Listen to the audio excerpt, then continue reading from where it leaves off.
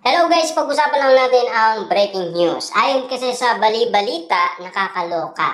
Catherine Bernardo at Mayor Mark Alcala ayaw lubayan ng mga netizens sa pagbabatikos. Na alam niyo naman siguro kung bakit nga naman kasi binabatikos si Catherine Bernardo at Mayor Mark Alcala. Lahat kasi ay nakikita ng iba't ibang mga netizens ang mga bagay na alam nila ang tungkol umano kay Mayor Mark Alcala. Lalong-lalo na kasi todong-todo silang mambatikos umano kay Mayor Mark Alcala. Na alam niyo naman siguro kung bakit nga naman umihina daw si Catherine Bernardo. Na alam niyo na siguro kung bakit ganon ang naging sitwasyon ni Catherine Bernardo nang dahil sa pagkakaligya umano kay Mayor Mark Alcala. Simula nga naman kasi pinag-usapan na sila noong sa NAIA at sila ay papunta umano sa Australia.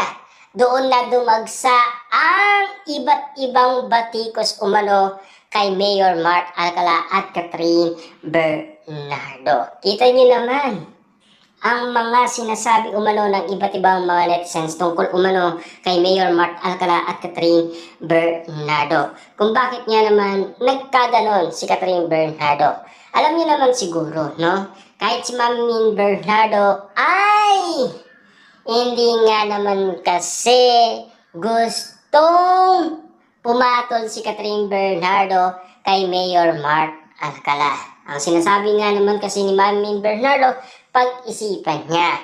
Pero ayon naman kasi kay Ma'am Bernardo, ayaw niyang pakialamhan si Catherine Bernardo sa usaping love life. Pero sa nakikita kasi ng mga tao, yun ang nakikita din ni Ma'am Bernardo. Kung sakasakali man, hindi na pag-isipan ni Catherine Bernardo at nagdesisyon para sa kanyang sarili. Kita niyo naman, naging independent si Catherine Bernardo. Pero ang usap-usapan, parang hindi naging independent si Catherine Bernardo kasi laging nandoon si Mami Bernardo ayon kay Christy Fermin.